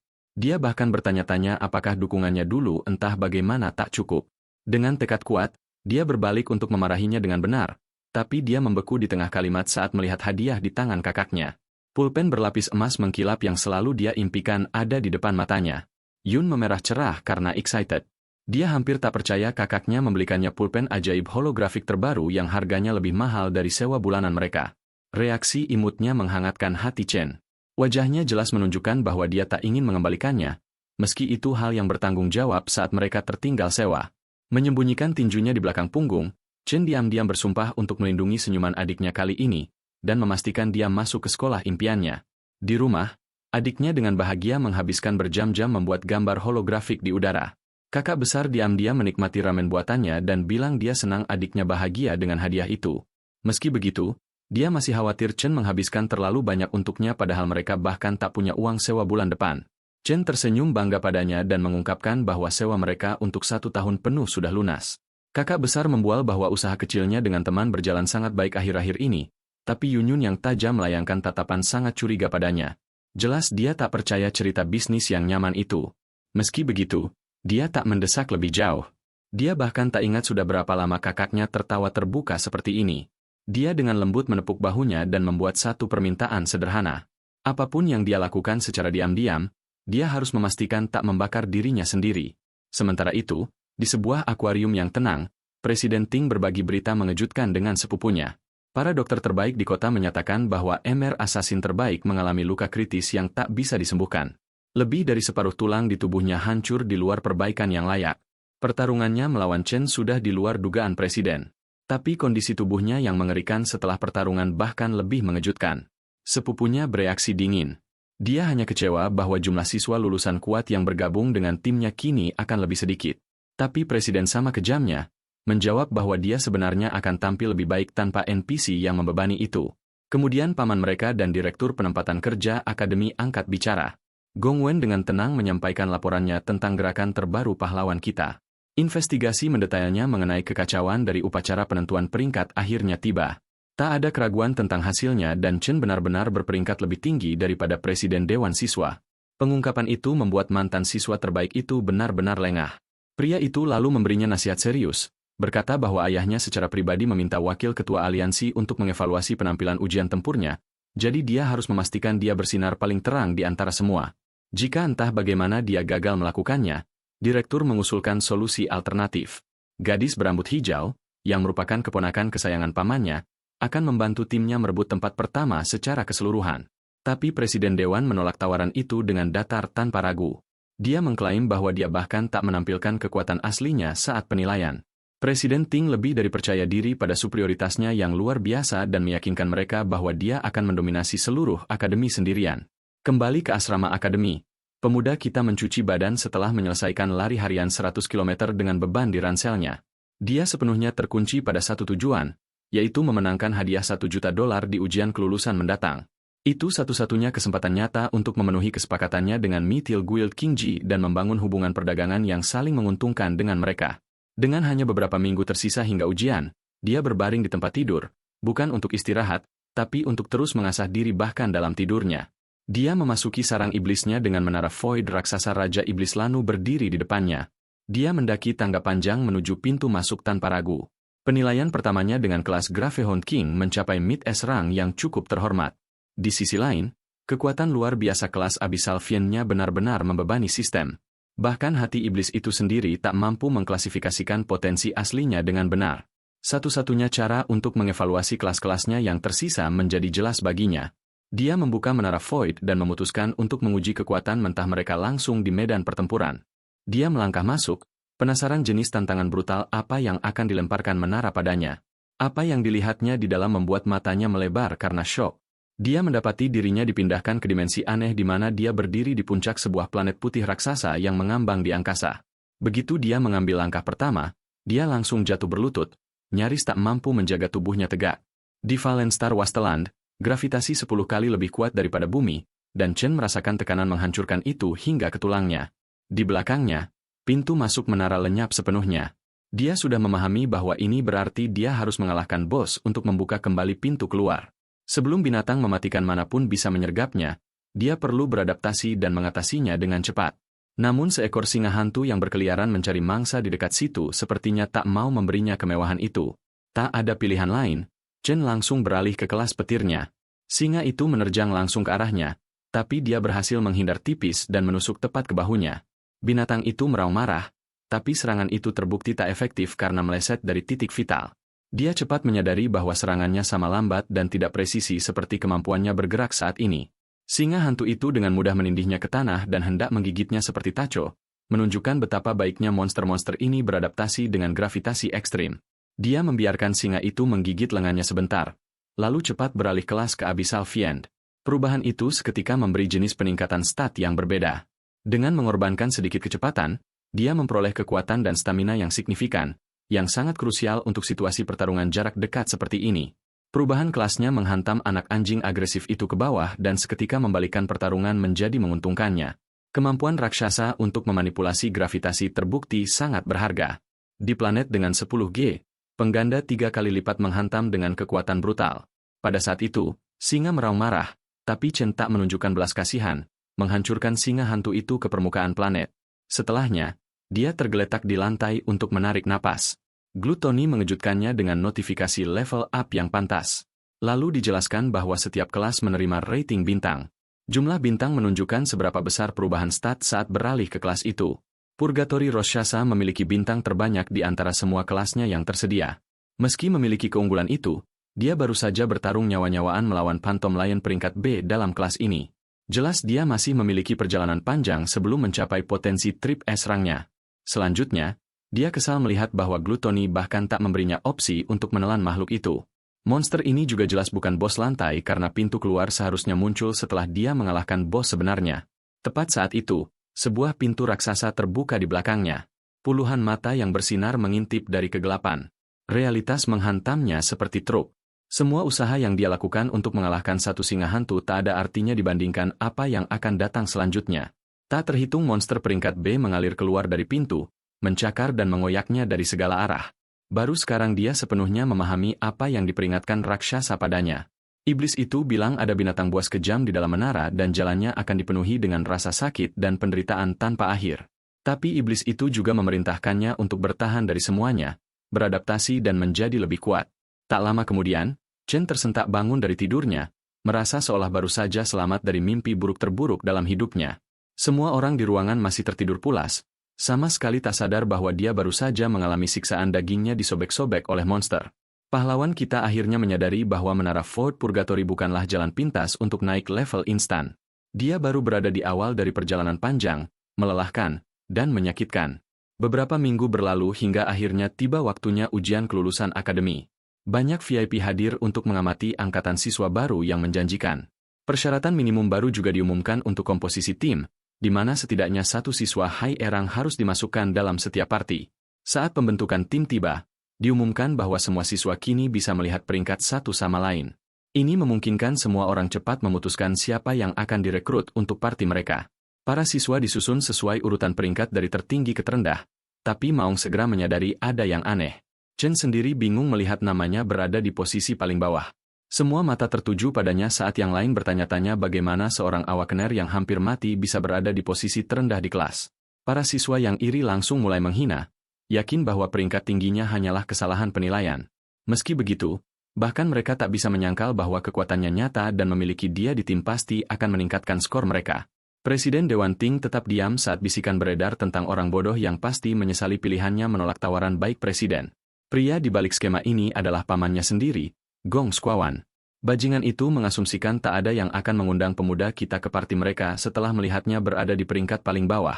Rencana jahatnya sederhana. Jika Chen bahkan tak memenuhi syarat, dia tak akan mendapat kesempatan mengalahkan parti presiden. Kembali ke beberapa jam sebelumnya, seluruh kelas praktis memohon pada Presiden Ting agar memperbolehkan mereka bergabung dengan timnya. Mereka berusaha sebaik mungkin menjilatnya, tapi Chong memotong mereka dan bilang mereka hanya bisa menambahkan satu orang lagi. Kembali ke masa kini, semua siswa lain membentuk tim mereka sendiri, meninggalkan hanya asrama terlemah. Long bilang mereka sudah mencoba bertanya pada semua orang, tapi tak ada yang mau bergabung. Karena saat ini mereka hanya punya 4 orang, mereka tak bisa mengikuti tes kelulusan. Dia lalu mengomel bahwa sangat mencurigakan skor Chen dipindahkan ke peringkat terendah, yang membuatnya tak layak bahkan ikut serta. Karena kriteria seleksi mengharuskan setidaknya 1 higher rank, rasanya seperti kelompok mereka sengaja ditargetkan. Ujian kelulusan adalah satu-satunya cara siswa memamerkan bakat mereka dan direkrut oleh guild tinggi. Di tes akhir, jumlah peserta menentukan berapa banyak monster yang akan dihadapi kelompok, jadi tak ada keuntungan dalam jumlah. Itulah mengapa tak ada yang mau berurusan dengan orang lemah karena itu hanya akan menambah beban ekstra. Yang lebih buruk, 3 siswa peringkat terendah berasal dari asrama yang sama, membuat mereka benar-benar terisolasi. Tepat saat itu, satu siswa memanggil Zuo dan bilang mereka hanya kekurangan 1 orang. Pria itu berusaha membohonginya, bilang dia pasti tak berencana gagal ujian kelulusan dengan bergabung bersama teman asrama lemahnya. Chen menyadari bahwa jika ini terus berlanjut, ada kemungkinan besar mereka semua akan ditinggalkan dan bahkan tak bisa berkompetisi. Namun Raja Asrama menolak tawaran mereka dan bilang dia tak akan pernah meninggalkan teman sekamarnya. Itu membuat kelompok lain pergi dengan marah, tapi dia tetap memberi mereka ceramah agar tak meremehkan orang lain. Memeriksa daftar siswa, Long mengumumkan bahwa hampir semua orang sudah membentuk tim mereka. Mereka hanya butuh 1 orang lagi, tapi tak ada yang mau bergabung. Sementara itu, pemuda kita menatap direktur dan menyadari bahwa pria itu memiliki nama keluarga yang sama dengan Presiden Dewan Siswa. Melihat gerakan licik seperti itu, Chen bertanya-tanya apakah Gongwan benar-benar menganggap dia ancaman sebesar itu. Tak kehilangan harapan, dia menyatakan bahwa dia pasti akan ikut serta dalam turnamen dan mengaktifkan kemampuan petirnya. Karena yang lain begitu terbuka tentang permusuhan mereka, dia bilang pada dirinya sendiri bahwa dia juga tak perlu menahan diri. Arah farming seperti pro, dia melangkah maju sementara petugas yang bertugas terkejut oleh tampilan kekuatan mendadak itu. Bahkan teman asramanya mulai bertanya-tanya apa yang terjadi. Pahlawan kita mengingat bahwa semua sekolah Awakener memiliki adat khusus. Untuk menciptakan lingkungan kompetitif, siswa bisa menantang siapapun kapan saja. Meski mungkin terlihat seperti pamer, ini adalah cara menampilkan kekuatan dan mendapatkan pengakuan. Dalam situasi seperti ini, banyak orang akan menolak bertarung sejak awal. Namun dia tahu bahwa Presiden Dewan Siswa tak akan mundur. Jadi selama dia mengalahkan si Pirang, semua orang akan ingin bergabung dengannya. Tepat saat itu, seorang gadis muncul di pintu dan memanggil pahlawan kita, bertanya apakah dia masih butuh seseorang di timnya. Dia melanjutkan bahwa dia juga ingin ikut tes kelulusan tahun ini. Wakil Presiden menambahkan bahwa dia sudah mencapai derang sejak SMP, jadi dia tak akan mengecewakannya. Teman asramanya mulai heboh, bertanya-tanya bagaimana dia bisa mendapatkan gadis secantik itu di sisinya. Chong dan Ting berdua tampak bingung, bertanya-tanya apa yang terjadi, sementara direktur nyaris tersedak airnya. Para siswa mulai bergosip dan bertanya-tanya mengapa siswa pertukaran ingin bergabung dengan tim peringkat terburuk di tes ini. Tak ada yang benar-benar tahu siapa dia, tapi ada rumor bahwa dia berasal dari kerajaan Saint. Direktur nyaris meledak dan bilang padanya bahwa siswa pertukaran tak boleh ikut tes kelulusan sekolah. Dia melanjutkan bahwa Ling tak pernah mengikuti tes peringkat di sini. Dia juga tak pernah membuktikan peringkatnya, yang melanggar semua aturan.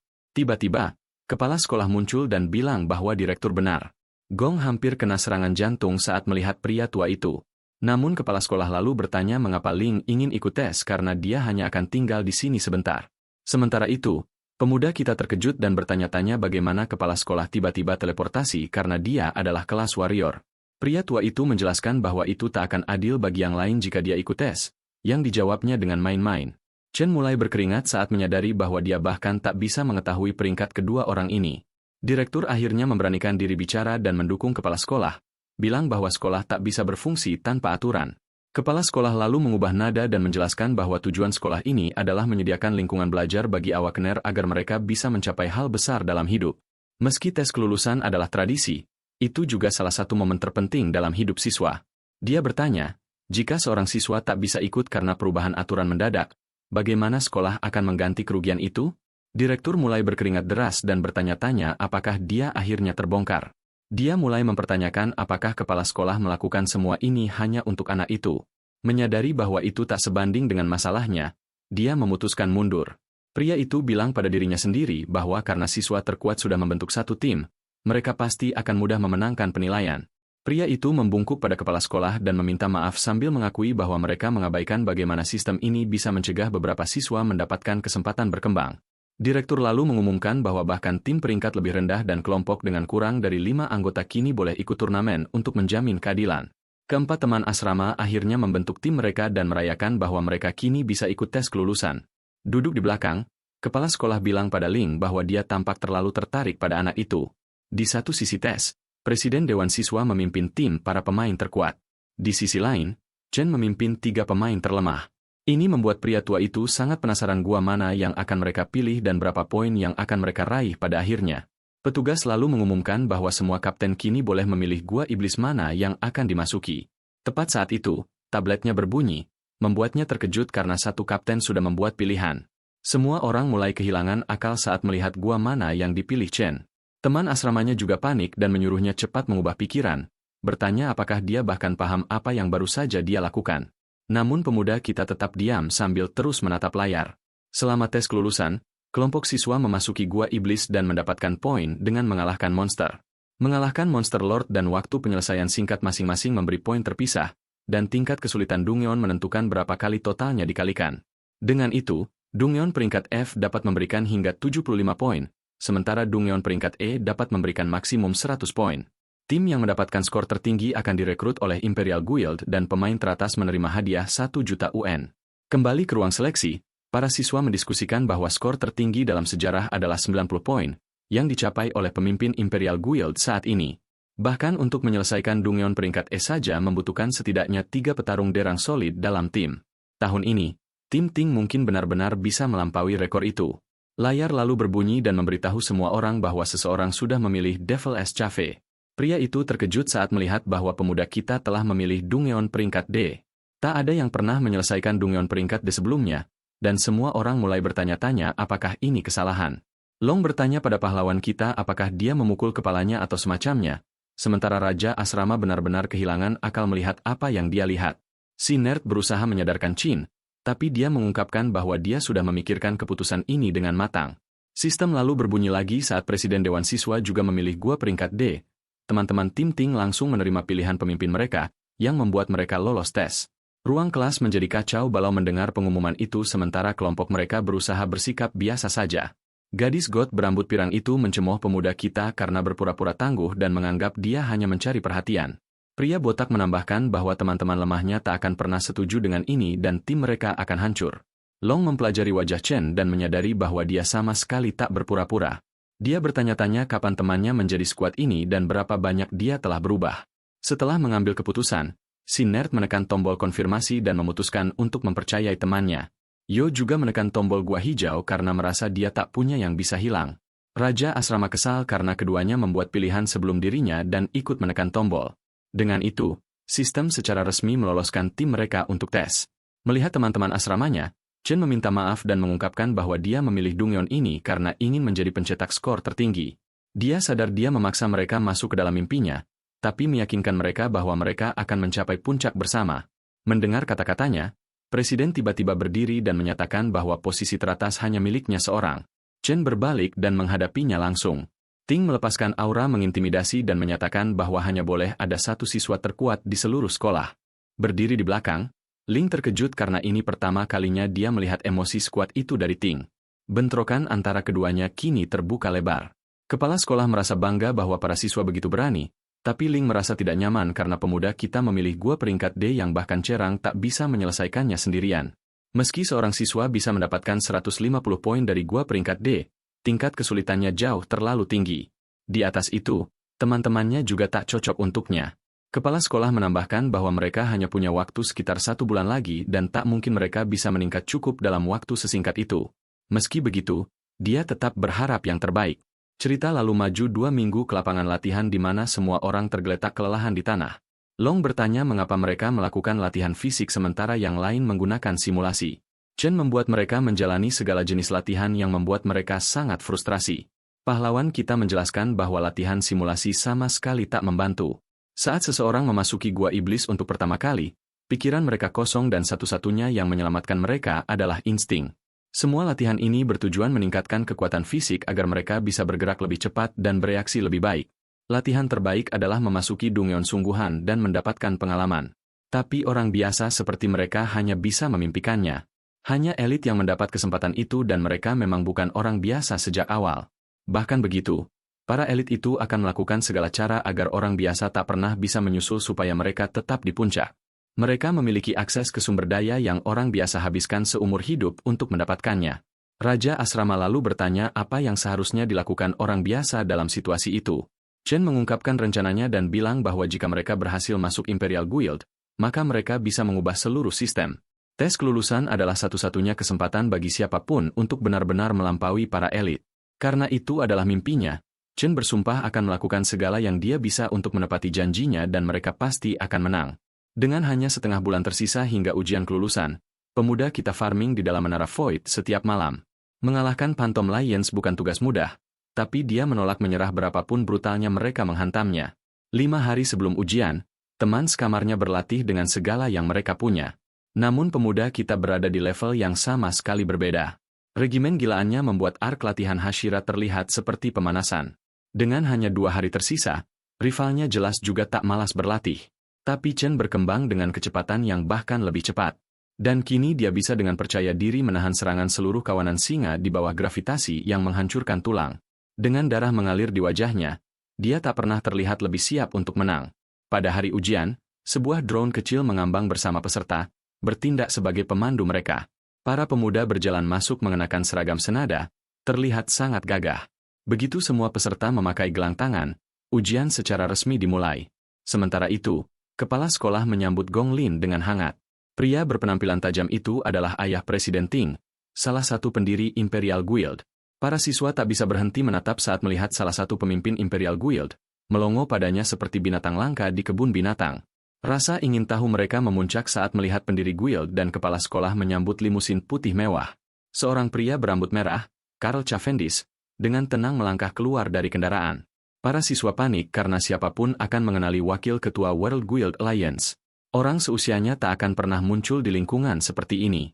Di ruang VIP, direktur memberi briefing pada tamu kehormatan bahwa total ada 23 tim yang mengambil lapisan iblis peringkat F. Beberapa kelompok memilih lapisan grade E sementara hanya 2 tim yang berani memilih lapisan peringkat D. Sekretaris Aliansi Krit tampak benar-benar terkejut bahwa siswa berani membuat keputusan sembrono seperti itu. Biasanya, bahkan parti peringkat D akan mempersiapkan diri dengan hati-hati sebelum mencoba lapisan grade D. Dia mempertanyakan apakah akademi benar-benar mempertimbangkan keselamatan siswa. Mendengar kekhawatiran itu, direktur dengan tenang menjelaskan bahwa para siswa sepenuhnya memahami apa yang mereka tanda tangani. Dia sudah menegaskan bahwa Awakener tanpa pengalaman tempur sungguhan biasanya kesulitan bahkan melawan monster Frank.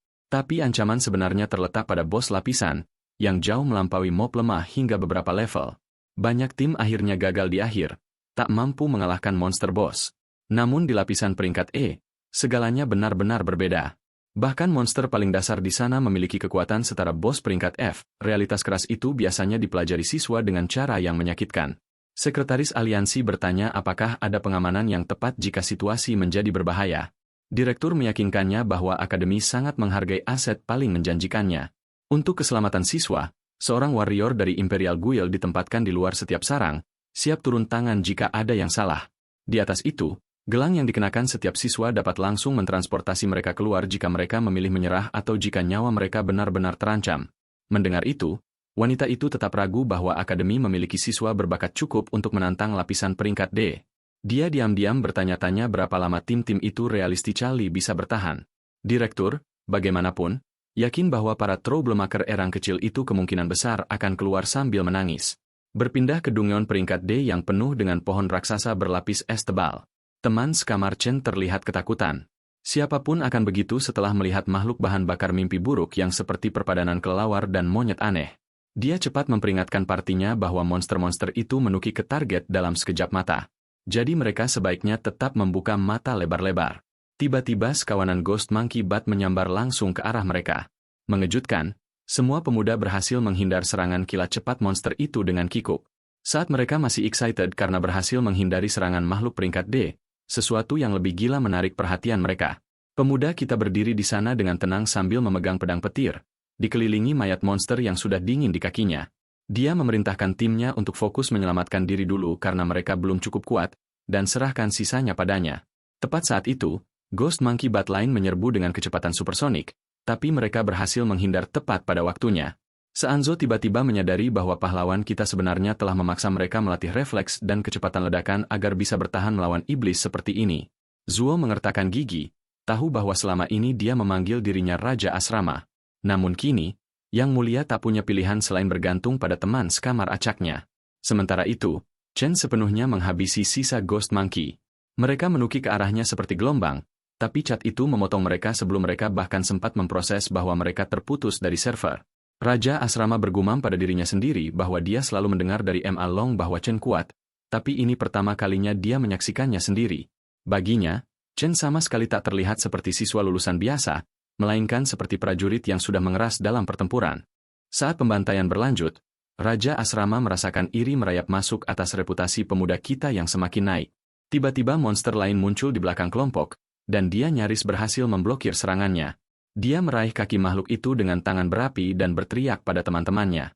Dia berteriak agar mereka berhenti bertingkah seperti beban mati dan kumpulkan diri. Chen bukan satu-satunya yang kelulusannya dipertaruhkan. Yang lain menatapnya, terkejut oleh tekad mendadaknya. Terinspirasi oleh kemauan keras kepala Raja Asrama, Shang Zu melontarkan Flora Chant, Fine Lock, dan berhasil mengikat Monkey Bat itu. Tapi dia terkejut saat makhluk itu langsung membebaskan diri dan bahkan menendang Zuo. Long melontarkan Cloud Chant, Frostbite Braze, yang hanya memperlambat monster sedikit. Jadi mereka memutuskan menggabungkan serangan. Bekerja sama, mereka berhasil menahan makhluk itu sebentar dan berteriak agar Raja Asrama merebut kesempatan. Dia mengumpulkan kekuatan dan melepaskan Convergent Burst Flame Bullet langsung ke monster, memicu ledakan besar. Saat asap hilang, hanya kerangka hangus yang tersisa. Drone mengumumkan bahwa mereka berhasil mengeliminasi Ghost Monkey Bat kelas D. Ketiganya ambruk ke tanah, benar-benar terkuras. Mereka senang karena berhasil mengalahkan monster kelas D sendiri. Pemuda kita berjalan mendekat, sedikit terkejut, dan mereka langsung bertanya apakah dia melihat mereka menumbangkannya. Monster itu meninggalkan satu tulang jari sebagai lot, dan Zuo dengan santai mengklaim bahwa membunuhnya semudah kue. Chen tetap memberi selamat, dan tak lama drone menyatakan bahwa semua mob di dalam gua iblis sudah dibersihkan. Melihat siaran langsung, Direktur Gong nyaris kehilangan akal melihat para siswa sampah tanpa pengalaman tempur sungguhan mengalahkan ancaman level D yang jauh di luar kemampuan rendah mereka. Staf lainnya sengaja diam. Sementara itu, asisten wakil ketua Cavendish dengan tenang memuji Chen atas penampilan luar biasanya. Dia berpikir dalam hati bahwa aura Chen sangat mengingatkannya pada teman lama. Wakil ketua menyebut nama Chen dan mencatat untuk mengingatnya, yang seketika membuat ayah Presiden Ting dan direktur waspada. Direktur cepat mengalihkan perhatian mereka ke tim Dewan Siswa di gua peringkat D lainnya untuk menghindari fokus lebih lanjut pada Chen. Dia menunjukkan bahwa tim itu sudah mencapai bagian tengah, dan ajudan ketua memuji koordinasi mereka sambil membandingkannya dengan efisiensi tim Raid Guild profesional. Reaksi itu menghibur ketua Karl dan dia berkomentar bahwa kualitas lulusan tahun ini tampak benar-benar luar biasa dibanding angkatan sebelumnya. Direktur Gong diam-diam menambahkan di bawah napas bahwa pertempuran sebenarnya baru saja dimulai dan tontonan sejati belum terungkap bagi semua yang hadir. Kembali ke gua peringkat The Toxic Vine Cavern, parti presiden menghadapi serangan dari monster jamur racun miasma yang muncul dari segala arah. Seorang gadis memetik gitarnya dan melepaskan Elegy of the Chai sementara Star Mage menghubungkan jamur-jamur itu dengan Star Attraction Ability untuk serangan terkoordinasi.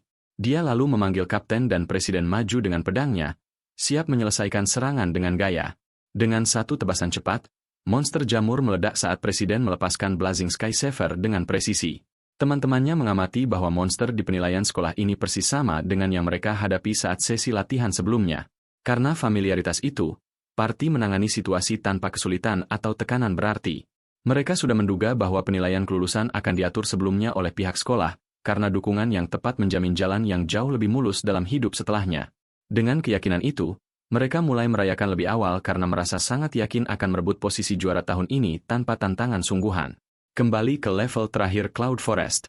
Para pemuda terkejut bahwa mereka benar-benar bertahan sejauh ini dan mencapai Lair Lord. Di tengah gurun es beku, mereka melihat seekor ghost ape yang tenang menikmati makanannya. Raja asrama langsung berkeringat hanya membayangkan kekuatan monster yang luar biasa itu. Satu tamparan dari makhluk itu mungkin langsung mengirimnya ke akhirat. Seolah tepat pada waktu, makhluk itu perlahan mengunci mata pada target terlemah di kelompok. Ma Long panik dan satu teriakan itu sudah cukup memicu binatang tersebut. Kera raksasa itu meluncur ke arah mereka dengan lompatan mengerikan. Para pemuda berlari seperti nyawa mereka benar-benar bergantung padanya. Sementara itu, Chen maju tanpa ragu.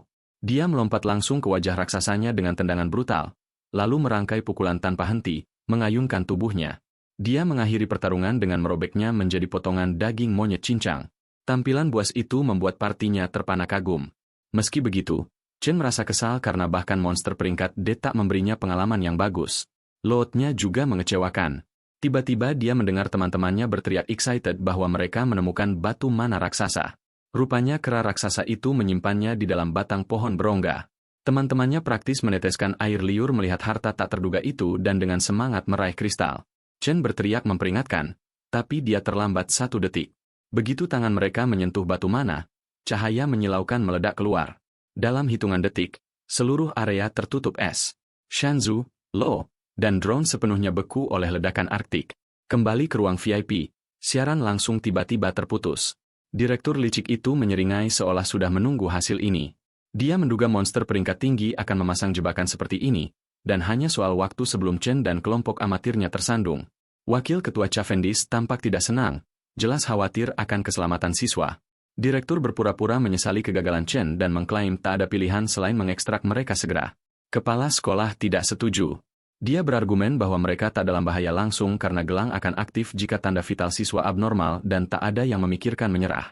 Dia percaya hanya peserta yang berhak memutuskan kapan mereka menyerah. Di dalam Dungyeon, Ma Long menggigil di dingin yang menusuk. Dari semua orang di party, hanya dia yang berhasil menghindari pembekuan berkat resistensi es alami kelasnya. Tepat saat itu, Long mendengar tawa yang membuat tulang dingin dan melihat monster es seperti kerangka yang seolah menatap langsung ke jiwanya tanpa belas kasihan. Dia mengenalinya sebagai Lord Sarang itu dan ingat pernah melihatnya disebutkan di Kompendium Monster. Dia cepat ingat bahwa itu sebenarnya Cloud Mage yang mengendalikan kemampuan defensif dan ofensif dengan mudah. Saat ia memanipulasi es dan salju tanpa usaha, dia juga ingat bahwa makhluk di depannya yang senang membunuh mangsa melalui penyiksaan panjang dikenal sebagai Bone King of Remains. Dia sadar bahwa bom es itu hanyalah jebakan. Jadi dia berbalik dan berlari tanpa ragu untuk menyelamatkan diri. Long sangat memahami bahwa dia tak bisa menangani monster Lord kelas C seperti ini sendirian dalam keadaan apapun. Dia bergegas ke arah Chen untuk membebaskannya, tapi serangan es menghantam kakinya sebelum dia sempat mencapai target. Bone King tertawa melihat penderitaannya sementara gelangnya mengirim sinyal peringatan bahwa kakinya sudah tembus seluruhnya. Itu menawarinya opsi meninggalkan ujian, tapi Long menolak menyerah harapan dan tetap berusaha mencairkan Chen sebelum mereka kehilangan satu-satunya keunggulan. Pada saat itu, pecahan es lain menembus lengannya, yang menghentikannya membebaskan Chen meski usahanya putus asa. Bone King menikmati penderitaan panjang saat melihatnya menahan rasa sakit tak tertahankan sementara gelang mengeluarkan peringatan lain tentang kerusakan parah. Itu mendeteksi bahwa lengannya juga tembus dan mencatat detak jantungnya naik ke level berbahaya, lalu menawarkan opsi meninggalkan ujian sekali lagi, tapi anak itu malah terperosok ke kilas balik. Dia mengingat bahwa sepanjang hidupnya, dia selalu lari dari masalah begitu kesulitan muncul, dan kebiasaan itu selalu meninggalkannya di belakang tanpa kecuali. Dia ingat bagaimana orang-orang mengabaikannya, membulinya, dan menertawakannya. Namun dia dan teman-temannya sudah terlalu banyak berusaha mencapai titik ini. Kini dia melihat momen ini sebagai kesempatan terakhir untuk mengubah takdir mereka. Jadi dia mengumpulkan sisa kekuatannya, berdiri, dan berhasil melepaskan Chen akhirnya. Dia berdiri tegak saat Bone King melepaskan hujan es lurus ke arahnya tanpa jeda. Tepat saat serangan hendak mendarat, dia mengeluarkan raungan keras dan Chen akhirnya membuka mata pada saat yang sama. Balok es hancur berkeping-keping dan Chen maju sambil membawa Long menjauh dari bahaya dalam satu gerakan cepat. Pelarian mendadak ini mengejutkan Bone King.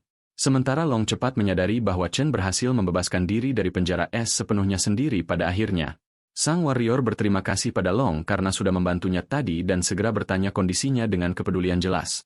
Long menjawab bahwa perdarahan sudah berhenti untuk saat ini, jadi dia akan selamat tanpa masalah lebih lanjut, setidaknya untuk saat ini. Dia memberitahu Chen bahwa monster yang mereka hadapi adalah Cloud-type Cerang Lord yang dikenal sebagai Bone King dan memperingatkan bahwa itu sangat berbahaya dalam pertarungan. Dia menambahkan bahwa mereka harus menghindari pembekuan lagi dengan segala cara jika ingin punya sedikitpun kesempatan bertahan dari pertemuan ini.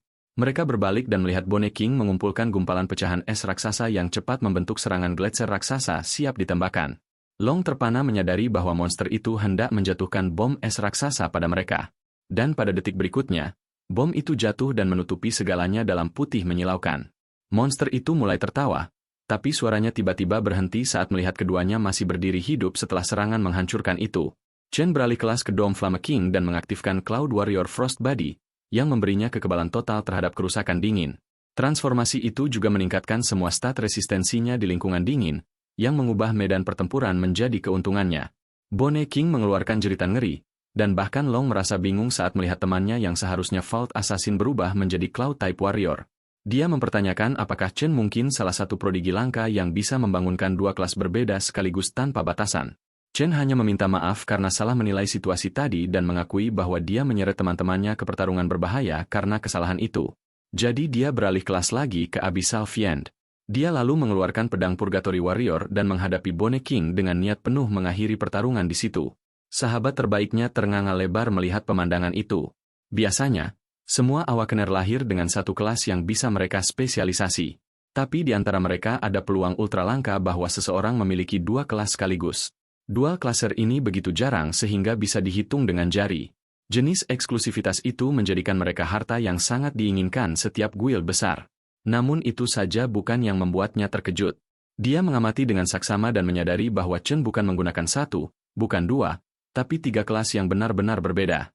Di atas itu, masing-masing kelas itu berada di liga sendiri. Dalam wujud Abyssal Fiend, stat Chen melonjak dengan kecepatan gila. Kekuatan fisiknya yang luar biasa meluncurkan dirinya dari tanah seperti roket. Dia melesat maju dengan momentum ledakan ke arah bos, yang senyum sombongnya lenyap di bawah aura pembunuhan pemuda kita. Dalam satu gerakan bersih, dia mengiris bajingan bertulang itu seperti pisau melalui mentega, naik level ke-17 dan memperoleh lot langka. Menatap sisa-sisa kerangka yang hancur tak bernyawa, temannya masih terpana bahwa dia baru saja one-shot Cerang Lair Lord. Pemuda kita dengan santai mengingatkannya bahwa yang lain masih beku di es. Ma Long tiba-tiba punya momen aneh dan sadar bahwa dia benar-benar lupa pada teman-temannya selama seluruh pertarungan bos. Dia berlari untuk mencairkan yang lain sebelum mereka berubah menjadi es krim terlarang. Setelah dia pergi, Chen menyadari bahwa dia punya opsi untuk menelan Frost Lich King. Tanpa ada yang melihat, dia cepat menyerap Lair Lord yang jatuh dan memperoleh kelas Cloud Mage. Berkat Arctic Nova Boss yang membutakan semua drone di area, tak ada yang akan menemukan kemampuan tersembunyinya. Lalu, tiba-tiba, dia menerima notifikasi kejutan lain. Kelas Lightning Assassin-nya juga naik level, memungkinkannya menambahkan bintang untuk meningkatkan salah satu statnya. Adegan lalu beralih ke gua peringkat D, Glomfine Grotto, di mana tim Presiden Dewan sedang benar-benar kewalahan. Tak peduli seberapa ganas mereka menyerang, bos peringkat D terbukti jauh terlalu tangguh bagi Awakener amatir ini. Mage yang menahan gerakan monster dengan rantai sudah diambang runtuh, dan panah Lightning Archer terasa lebih seperti pijatan ringan daripada kerusakan sungguhan pada Lair Lord. Mereka dilempar ke sana kemari seperti action figur murahan di kotak mainan Happy Meal. Penghinaan itu membuat mereka mempertanyakan apakah semua simulasi pertarungan itu benar-benar sia-sia. Dengan itu, mereka belum pernah menghadapi sesuatu yang mendekati level kekuatan ini. Mage itu cepat menyadari bahwa Presiden adalah satu-satunya harapan nyata mereka untuk mengalahkan bos. Jauh di baris belakang, Presiden membuat pose dramatis. Dia mengisi skill ultimatnya sambil dibuff oleh mage pendukung. Setelah cukup energi terkumpul, dia meluncur ke arah bos dengan pedang berapi menyala. Pedang itu menembus langsung ke inti bos dan meledak menjadi badai api yang melelehkannya dari dalam keluar. Teman-temannya meledak sorak-sorai, merayakan kebangkitan seorang legenda yang namanya konon akan masuk buku sejarah. Drone mengumumkan bahwa tim mereka telah menyelesaikan lapisan Grade D hanya dalam waktu lebih dari 30 menit. Dengan semangat berkobar, partinya yakin mereka merebut tempat pertama. Tak ada tim lain yang mungkin bisa mengalahkan waktu itu. Mereka keluar dari lapisan dengan penuh semangat, berharap melihat nama mereka bersinar bangga di puncak ranking.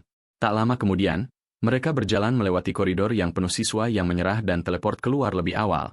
Kebanyakan dari mereka tampak trauma berat, masih dihantui iblis yang mereka hadapi untuk pertama kali. Anak buah Presiden kebetulan melihat pemuda kita dan skuadnya duduk di samping.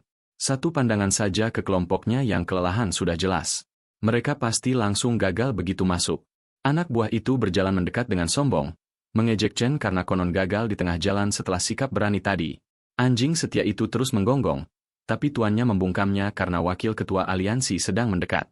Pria elegan itu bertepuk tangan pelan dan mengucapkan selamat atas penampilan spektakuler para siswa. Saat dia berjalan lebih dekat, Presiden mempertahankan ekspresi tenang sementara anak buahnya hampir gemetar kegirangan berdiri di hadapan salah satu tokoh paling berkuasa di dunia. Presiden Ting dengan percaya diri mengulurkan tangan untuk berjabat tangan. Namun Tuan Cavendish sepenuhnya mengabaikannya, berjalan langsung melewatinya tanpa bahkan melirik. Menderita penghinaan terbuka seperti itu, Presiden merasakan harga dirinya hancur di dalam. Yang lebih parah, Wakil Ketua dengan lantang menyebut rivalnya sebagai legenda sejati. Pria itu meraih bahu Chen dan mengumumkan agar semua orang di sekitar mendengar bahwa dia menyelesaikan Dongyeon peringkat D hanya dalam 20 menit. Bahkan tim profesional dari guildnya sendiri belum pernah mencapai rekor seperti itu. Baik Presiden Dewan maupun anak buahnya menjadi benar-benar speechless. Mereka gagal memproses bagaimana 4 orang nobody pemakan remah-remah bisa mengalahkan skuad 10 orang penuh mereka dalam waktu dan benar-benar menyelesaikan layar peringkat D. Sementara itu, Chen bahkan tak berkedip. Menerima pujian dari orang paling berkuasa di negara ini sama sekali tak berarti apa-apa baginya. Pada saat yang sama, dia tak bisa menahan diri untuk bertanya-tanya mengapa sosok berpengaruh seperti itu datang secara pribadi ke akademi ini. Bagaimanapun, Karl Cavendish dengan tenang menyatakan bahwa dia akan mengingat nama Chen dengan sangat baik. Lalu dia berpaling pada Gong Lin, pria yang mengundangnya ke sini sejak awal. Wakil Ketua dengan santai berkomentar bahwa putranya juga berbakat, memberi pujian setengah hati paling banter. Itu meninggalkan rasa pahit di mulut ayah dan anak. Dengan itu, Wakil Ketua mengumumkan bahwa sudah waktunya baginya pergi. Direktur cepat maju untuk meredakan suasana. Dia mengumumkan hasil akhir, menyatakan bahwa kedua tim teratas seri dalam skor. Akibatnya, mereka semua akan menerima undangan resmi untuk bergabung dengan Imperial Guild. Berita itu terdengar seperti musik surgawi bagi teman sekamar Chen karena mereka pada dasarnya sudah aman seumur hidup berkat kari besarnya. Anak buah Presiden Ting juga merayakan. Tapi pria itu sendiri jauh dari senang dengan hasil ini. Direktur lalu menambahkan bahwa para kapten akan menerima posisi manajemen di dalam guild atas kepemimpinan mereka dan hadiah uang tunai $1 juta akan dibagi rata di antara mereka. Mendengar itu, kedua pemimpin tim tampak terkejut. Chen diam-diam khawatir bahwa $1,5 juta tidak akan cukup untuk melunasi utangnya. Dia perlu mencari cara lain untuk mendapatkan sisanya dan memenuhi janjinya pada Meteor Exchange Guild. Tapi kekhawatiran itu mungkin tak lagi penting karena Presiden Ting secara terbuka menolak menerima hasil seri. Dia dengan berani menyatakan bahwa duel 1 lawan 1 akan menentukan pemenang sejati. Hanya boleh ada 1 juara. Tantangan mendadak itu begitu mengejutkan hingga menarik perhatian direktur dan bahkan wakil ketua. Khawatir dengan gerakan nekat keponakannya, direktur berusaha mendesaknya agar menerima hasil saat ini. Pria tua itu menjelaskan bahwa seri sudah merupakan hasil terbaik yang mungkin, terutama setelah penghinaan tadi. Dia tetap tenang, mengira pemuda kita akan menolak duel tak berguna seperti itu, tapi Chen langsung menerima tantangan itu dengan syarat pemenang mengambil seluruh hadiah 1 juta. Twist pedas itu cukup liar hingga membuat wakil ketua berhenti dan membatalkan kepergiannya. Dengan itu selesai, Chen melangkah maju dan menghadapinya langsung, siap menyelesaikan skor sekali untuk selamanya.